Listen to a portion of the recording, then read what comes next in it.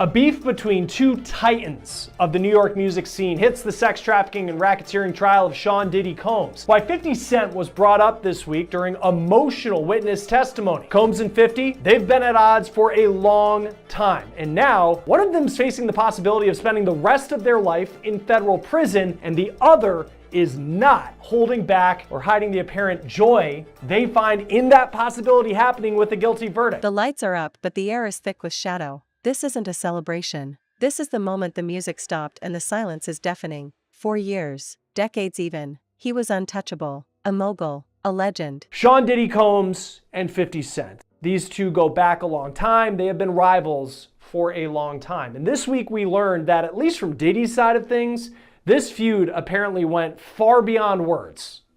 50 Cent's name came up during the testimony this week of Capricorn Clark. She is a former assistant of Sean Combs who went on to become the head of marketing for his Sean John clothing brand. Clark rose successfully and professionally through the ranks of Diddy's world during her time working for him, which stretched between 2004 to 2018, so she saw a lot. Clark claimed that Diddy would threaten her, and she says he even kidnapped her in 2011. All of this matters as we build up to how 50 Cent kind of factors into what she said on the stand. Now, Capricorn Clark started working for Bad Boy after she worked for Death Row Records.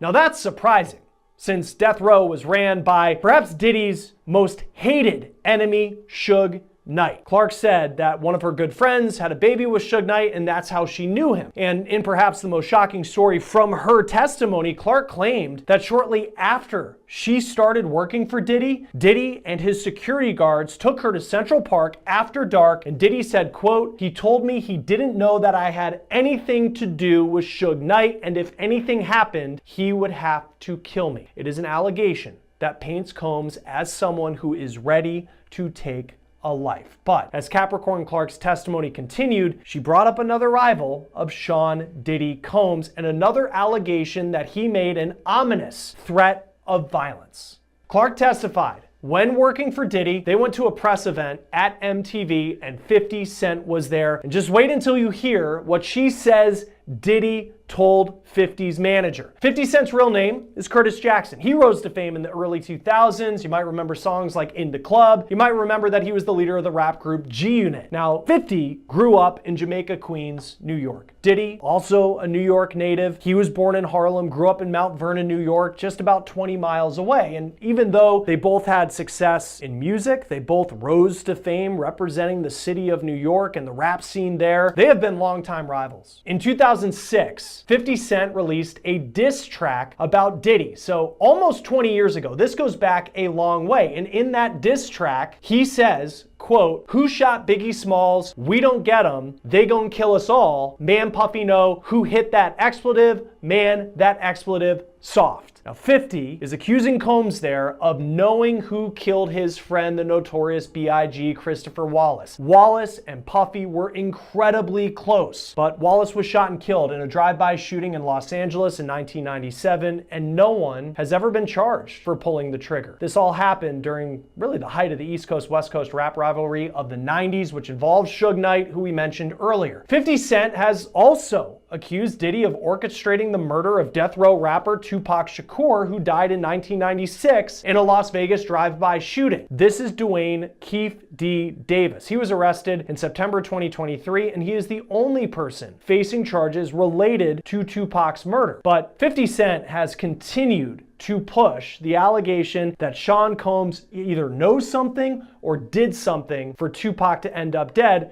though Diddy has denied that. But in a 2023 Instagram post, 50 wrote, "Damn, so Pac got lined by brother love, LOL, time to lawyer up, expletive might get sticky," with a pic of Suge Knight in a car with Tupac. Diddy, who has a lot of names, Puff Daddy, Puffy, Puff, and Brother Love is one of those other names. Now, from Diddy's side of things, again, he's denied having any. Sean Diddy Combs stood on a mountain of success, commanding hip-hop, fashion, liquor, and culture. He was the architect of an empire built on the very idea of a glamorous, endless party, but all parties must end. And the host, the man who set the rules, is now seeing his carefully constructed reality crumble in real time, exposed, humiliated, and fighting a war on multiple fronts he can't possibly win. The hammer that finally cracked the foundation of the bad boy empire wasn't a corporate scandal or a simple financial ruin. No, it's far darker, more disturbing, and it's being swung by a man who has been waiting in the wings, sharpening his blade. For nearly 2 decades, Curtis 50 Cent Jackson. This isn't just beef anymore. This is a full-scale dismantling. And Diddy is losing it. The composure, the swagger, the untouchable cool, it's all gone. Replaced by the look of a man watching his life's work, his very identity, dissolve into ash. He's pleading anything to do with Tupac's murder, and he's also denied having anything to do with Christopher Wallace's death, and he's denied publicly having issues with 50 Cent. Here's what Combs said when he was asked about a beef with 50 in a 2018 interview with the radio show The Breakfast Club, Power 105.1 FM. Hey, yo, I don't have no beef with I don't know why. With Fifth. He loves me. He loves me. Do y'all really can't have see a it? beef? I mean, y'all can't see it. No, we can't see Y'all it, can't man. see that he loves me? But see, you really think that's hate? If you look at 50's social media, you can see he has a lot of posts about Diddy. And this is what he posted the day that federal agents in Miami raided Combs' mansion ahead of his arrest on the charges that he's now on trial for. 50 Cent posted on X, "Now it's not Diddy do it, it's Diddy done. They don't come like that unless they got a case." 50 Cent also included a link to his G-Unit clothing brand in that post. While Diddy in the Breakfast Club clip said that 50 Cent actually loves him and there was never a beef, on the stand this week, Capricorn Clark said otherwise. Clark said that she was at this press event at MTV with Diddy and 50 Cent was also there, all of this happening in New York. Clark said, quote, "After the interview wrapped up, myself, Puff, and Chris Lighty got in the elevator." Clark said that Lighty was an entertainment manager who, on paper, was managing Diddy at the time, but was also 50 Cent's manager at the time. Prosecutors asked Clark what happened in the elevator, and she said, quote, "Puff told Chris, because they were having some sort of issue, like,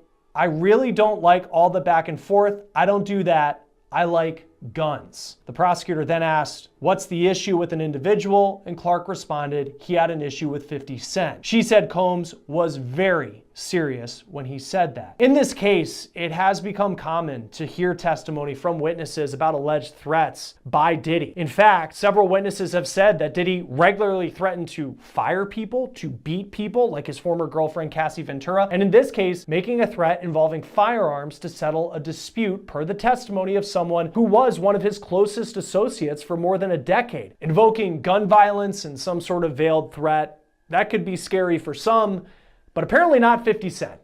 On Instagram, 50 posted right after his name came up in the courtroom, quote, cut, wait a minute. Puffy's got a gun? I can't believe this. I don't feel safe," with a picture that looked like an AI image of 50 Cent on a movie set looking serious. And he wasn't done. Shortly after that, he posted another AI image on Instagram of him in a Yankees hat with a very scared look on his face with the caption, "Oh my goodness, itty bitty Diddy wants me dead. I have to lay low." Sad face emoji. "I think I'm gonna hide out at the playoff game tonight, LOL." Then the next day he posted what he did that night. He went to the NBA playoff game between the New York Knicks and the Indiana Pacers in Indiana. And you can see him here in a picture on the floor in a shirt that reads, quote, "Free Diddy," playing into the trolling that 50 Cent has done to Sean Combs over the years, even before Combs was ever accused of what he is on trial for. Now, Combs' trial is expected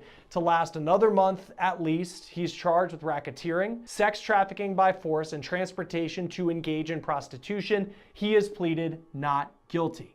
Join us now to talk more about the trial of Sean Diddy Combs and everything that's going on inside the courtroom is Afi Patterson, civil and criminal defense attorney. Thanks for taking the time to be with us. We're focusing on what was a minor moment in the grand scheme of everything we heard in the trial this week, but there's this anecdote that Capricorn Clark told about what related to 50 Cent, but what Diddy allegedly told 50 Cent's manager at MTV during her time of working for Diddy. What did you make of? He's deleting social media. He's issuing apologies that land with the sickening thud of a missed punch. And 50 Cent? He's not just watching. He's narrating the entire collapse, using his platform like a wrecking ball. This isn't a rapper beef. This is history being rewritten in real time. What 50 Cent has finally revealed. What he's been saying for years and is now weaponizing in his highly anticipated documentary Diddy Do It, are the so-called secrets that have been whispered in the darkest corners of the industry, secrets that, until now, the power of the Diddy machine was able to suppress, settle, and silence, but silence has an expiration date, and that date is today. We're talking about more than just alleged financial mismanagement or a cutthroat business style. We're talking about a pattern of alleged criminal enterprise spanning decades, involving sexual assault, sex trafficking, racketeering, and shocking, unimaginable abuse of power, the kind of secrets that don't just damage a career, they end it forever, they erase the legacy. Her time of working for Diddy. What did you make of that? Sean Combs saying, I don't like the back and forth, but I like guns. I think it goes to the overall case. They've been saying that Diddy was a dangerous guy. If he made a threat, he could back it up. And I do recall reading that she said that his demeanor was very, very serious. And knowing the history, knowing his history, his violent history, knowing about the beef between Biggie and Tupac, I think that it probably frightened her. And I think that just again, his her knowing about his violence, his propensity for violence, his behavior with her, his behavior with Cassie, his behavior with other employees, he's just continually in reinforcing that violence. So I think it was a really good moment for the government. Yeah, it's just, and it seems like there are these little moments along the way where there are some celebrity names that pop up. This case, it was 50 Hmm. Cent. We heard earlier in the trial, Usher and Neo were at a dinner where Cassie was allegedly assaulted. It was unclear whether they saw that, but it was said that they were there. As far as the history of 50 Cent and Diddy, do we know how it started? I know that 50 Cent had a diss track, I think around 2006, claiming that Hmm. Sean Combs knew who killed Biggie Smalls, but is there a particular incident that happened that made 50 Cent just seem to really start to come at Sean Combs? I don't know what's ground zero for them. I've seen, interviews that 50 has given saying that it's all business with them. I know they both have alcohol lines, and I know, they're both from New York. I think 50 is maybe from Queens and Diddy is from Harlem. I don't know what their ground zero is, but I know that since this since this all came out, 50 has not stopped. He's been taunting Diddy online. You, of course, know about the documentary. I believe it got picked up by Netflix, and he is supposedly donating the proceeds to victims of domestic violence. Diddy has had his knee on his neck and his foot to the gas on Diddy for a while, but again, I don't know where it started. Yeah, I mean, 50 Cent, for many people, if it was ever, there was an anecdote that came out that someone had said, oh, I like guns when talking about it back and forth, it might scare you. 50 Cent was at the Mhm. Knicks Pacers game in Indiana with a free Diddy t-shirt on, sitting courtside the next day. That's Was just, he? it's different. It was, yeah, it was different. Mhm. I look back and we aired a bit kind of leading into this interview, a clip from the Breakfast Club. It was 2018 and Diddy was on the show and they asked about the issues that he had with 50 Cent. And he said, there's no issues. I love him. He loves Mhm. me. He was kind of joking about it. And then you hear these stories that come out, whether it's this one specifically Mhm. about 50 Cent or just in general, the picture that's being painted by the government in this trial. For you, has kind of the image of Sean Combs and who you thought he was, has it changed during the course of what we've seen over the last couple of weeks? Certainly over the course of what we've seen, but I think I've seen an interview where 50 said, if you want to go nowhere, go to Diddy. If you're ready for your career to die, go to Diddy. It's long been rumored that Diddy didn't necessarily treat his artists properly, and if you look through his roster of artists, you'll see a lot of individuals whose careers probably started off really, really well, but they ended up with no money. That's long been the rumor. There've been rumors of The first, and perhaps most chilling, secret 50 Cent brought back to the forefront, and one that resonates deeply within the current lawsuits, revolves around the culture of Diddy's infamous parties. For years, the freak-off parties were legendary and exclusive, debauched rite of passage for the elite. But 50 Cent and others are now confirming the sinister reality allegedly lurking beneath the glitter and champagne. We are talking about allegations of coercion, the strategic use of drugs and alcohol to facilitate non-consensual acts, and the dark underbelly of a system where young, aspiring artists were allegedly trafficked and victimized under the guise of mentorship and opportunity. The shocking details unearthed by federal raids, the discovery of surveillance cameras in private spaces, the alleged existence of meticulous records, the sheer, staggering quantity of substances like baby oil and lubricant, all of it serves as a horrifying physical validation of the allegations. 50 Cent, with his characteristic savage precision, has seized on every single detail. Abuse by Diddy toward Cassie and toward Kim and some other women as well. Even when he was at, I think Uptown is where he originally started.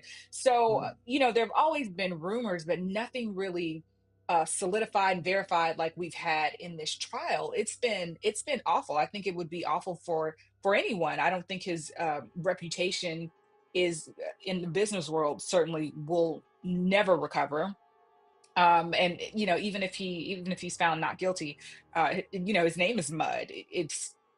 I don't think that it's recoverable. I think everybody is extremely shocked, especially just some of the sexually explicit things. We have a huge morality issue in America. So anything that's like a little deviant is just not going to be really good for you. So I think everybody's a little shocked. I'm a little shocked and appalled and horrified, and I think a lot of people are. But this is not what we knew. We knew some things weren't right, but we didn't know just how wrong they were.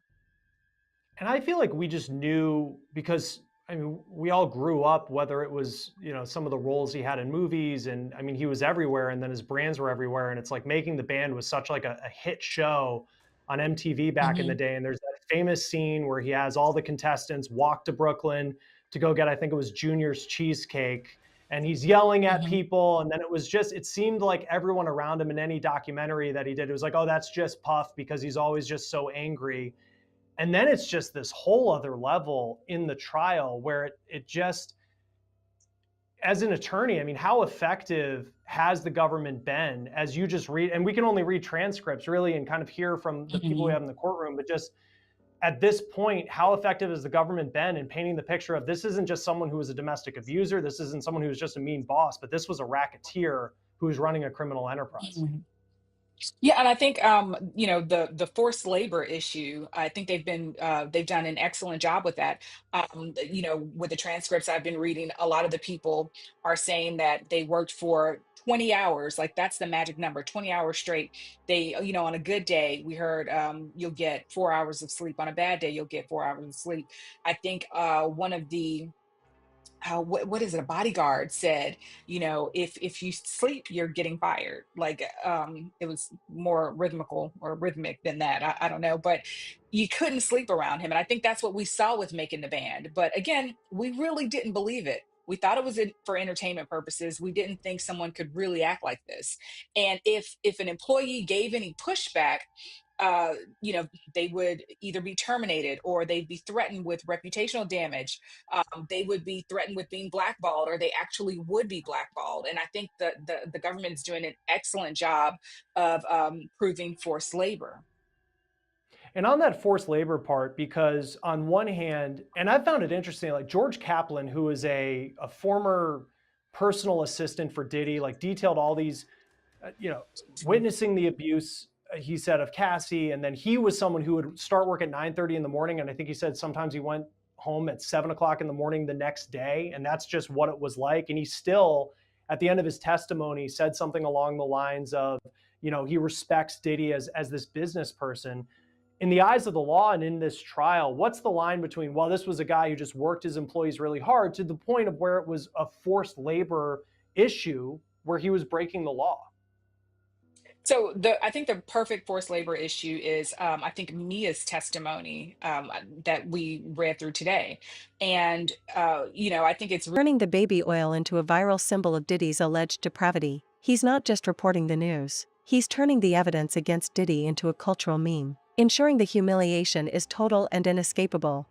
The next devastating revelation, a secret that speaks to the rot at the heart of the music business, is the alleged weaponization of the non-disclosure agreement, the NDA. 50 Cent has repeatedly highlighted how Diddy's enormous wealth and legal muscle were allegedly used to buy the silence of victims for decades. The very fact that multiple high-profile lawsuits, including the initial bombshell suit from Cassie, were settled incredibly quickly is now being presented not as an admission of guilt, but as proof of a sophisticated, well-funded system of cover-up. 50 Cent's documentary is promising to go beyond the settled lawsuits, to give a voice to the voiceless, the people who either couldn't afford to fight or whose silence was bought with the stroke of a check. This isn't just one bad act. This is the alleged architecture of sustained, protected abuse. And 50 Cent's narrative is that the price of Diddy's silence But she reportedly has a great relationship with 50 Cent as well. When asked if Mary J. Blige reached out to 50, he responded, no. You know what? Mary never reached out to tell me not to F up Puffy because she knows he does that stuff. As Diddy and 50 Cent have long been in the rap game, they share another commonality, and that's 50 Cent's ex-girlfriend and the mother of his youngest son, Daphne Joy Navarez. The actress and OnlyFans model was named in Rodney Jones' suit against Diddy as she was referenced to as an alleged sex worker of Diddy's that also gets paid a monthly stipend. She has denied those allegations in a post made to social media, writing, "I am deeply hurt by the lies in Rodney Jones' lawsuit. The claim that I'm a sex worker is 100% false and character assassination. I am retaining an attorney to explore all legal remedies against both Rodney and his attorney." 50 Cent seemingly poked fun at the allegation of the mother of his son being an alleged sex worker. In a post made to his social media page, 50 wrote a caption, "I didn't know you was a sex worker, you little sex worker, LOL." But this would prompt Daphne Joy to respond to her ex again on social media, but this time would accuse 50 directly of rape and being abusive during their relationship. She would write in part, "Everything is a joke to you until our safety is compromised, which is happening now. You are wreaking real havoc, frenzy, and chaos onto people's lives. How would you feel if Sire was the one in handcuffs for nothing? Let's put the real focus on your true evil actions of raping me and physically abusing me. You are no longer my oppressor, and my God will handle you from this point on. You have permanently damaged the last hope I had for you as a father to preserve our family with these last and final false claims made against me. You have broken our hearts for the last and final time." Those allegations against 50 Cent would prompt him to fire back against his ex Daphne Joy and sue her for defamation. In his suit, 50 Cent said those allegations were unequivocally false and would claim she made the shocking allegations in retaliation after he moved to take sole custody of their son. Since that suit, Daphne has deleted her Instagram post accusing 50 of rape and physical abuse. 50 Cent was asked by The Hollywood Reporter the latest in the defamation suit. The rapper and television producer said he tiptoes around the Daphne stuff and explained why. He said, "I got a family court case. The allegations that came out, she posted things to her page saying some crazy stuff. But this comes 8 hours after I filed for custody for my son. And she put that up in response to that, and I'm like, ugh. In this climate, you know how quickly they pass judgment. Things have worked out since she said those things." He went on to add, "I'd like to respond and say some wild stuff, but I've got to sustain that for my son." 50 was asked if he was worried about the allegations, especially given he's making a docuseries about an alleged abuser. And 50 replied, "It is damaging. It is damaging just to have anything said about you at this point, because you have people out there who don't believe your intentions. And if things are going in a positive direction for you and something pops, they gasp." He went on to say, for entertainment purposes, they exploit that as much as possible, but there's no merit to it. But one thing 50 wasn't asked was if he believed Diddy would be formally charged and or potentially indicted for the many allegations he still faces. But attorney Ben Chu, who represented Johnny Depp during his trial against Amber Heard, says he does see an indictment coming down in Diddy's future. I agree with that. I mean, obviously, I don't have any inside information. I don't think many people do, but I do think the signs are ominous. These are very grave matters. As you know, there have been 2 raids on his properties, and that's obviously very ominous signs for him. Although, interestingly, we haven't seen the indictments yet. There's been some time lag. I suppose it will take some time to go through all the forensic, evidence, but still, these are very serious matters. So, I think he faces some serious reckoning. Diddy faces a staggering number of civil lawsuits. Exceeded his ability to pay, both financially and ethically. Perhaps the most personal and revealing jab from 50 Cent, a true secret rooted in their decades-long rivalry, is the insinuation that Diddy's entire persona was a facade, a manufactured image built on exploiting the creativity and vulnerability of others. 50 Cent, an acknowledged ghostwriter for Diddy early in his career, has consistently painted him as a businessperson who took credit for the work of others. More recently, 50 Cent has openly mocked Diddy's alleged weird energy, recounting a story where Diddy supposedly offered to take him shopping, an anecdote he claims made him deeply uncomfortable and instantly suspicious of the mogul's character. Now, with the weight of the current allegations, this seemingly minor personal beef has taken on a profoundly darker context, painting Diddy's extravagant lifestyle not as earned success, but as the gaudy, hollow performance of a man allegedly hiding a terrible secret. 50 Cent is essentially claiming he saw the red flags early, that for sexual misconduct, 10 that have been filed since last November. Former adult film star Adria English filed her suit on July 3rd of this year, claiming she was first employed by Combs in 2004 and was groomed into sex trafficking over time. In May of this year, April Lampros filed her lawsuit against Combs, accusing him of battery and sexual assault. 2 days prior to Lampros' suit being filed, Crystal McKinney also filed a suit against Diddy. McKinney alleges she met Combs at a studio where he gave her a lace joint, alcohol, then forced her to the bathroom and forced her to perform oral sex on him. Rodney Jones Jr. filed his lawsuit in federal court in February of this year that accuses Combs and the people who work with him of being part of an illegal racketeering enterprise. He also accused Diddy of sex trafficking, sexual assault, and harassment. Then there's a suit filed by a woman under the moniker Jane Doe, which was filed in December of 2023. Doe alleges she was gang raped and sex trafficked by Combs and former Bad Boy Records president Harve Pierre when she was just 17 years old and in the 11th grade. Liza Gardner filed her lawsuit against Combs and R&B singer Aaron Hall in November of 2023, alleging the two forced her to have sex with them against her will when she was 16 years old. On the same day Gardner's suit was filed, another suit was filed, this one by Joy Dickerson Neal. She alleges Combs intentionally drugged her, then sexually assaulted her and recorded the assault. And then there's the only lawsuit that has been settled, a mere day after it was filed in federal court, and that's the federal lawsuit filed by Diddy's ex-girlfriend, singer and actress Cassandra Ventura, aka Cassie. In Cassie's now settled lawsuit against her ex, she accused Diddy of sexual assault, battery, sex trafficking, and requiring her to engage in forced sexual acts. Since the ongoing suits, Diddy has appeared to be living his life. He's been pictured biking around South Beach, getting onto his lavish private jet, and even white water rafting. But for his accusers, it hasn't been sitting well. After the photos were made public of Diddy seemingly enjoying his summer vacation in Wyoming, Cassie's lawyer Douglas Wigder released a statement to TMZ saying, quote, "I don't think white water rafting will prepare him for the choppy waters that lie ahead." Adria English, Diddy's most recent accuser's attorney, also weighed in, saying after seeing defendant Combs white water rafting and jetting around on his personal plane, seemingly enjoying his life despite all the atrocities he has caused and has been accused of by countless individuals over decades, Miss English is even more motivated to ensure justice prevails. But attorney Ben Chew explains Diddy's recent appearances might just be a front. Yeah, I mean, I think I think it does show that it's consistent with the image that he's not concerned about this, that he will survive it all. But it's I think within there must be a certain amount of concern. I think whenever you have a video or audio tape, and we've all seen the very disturbing videotape. I mean, it's very hard to watch. I mean, I didn't even watch the whole thing. It was too disturbing.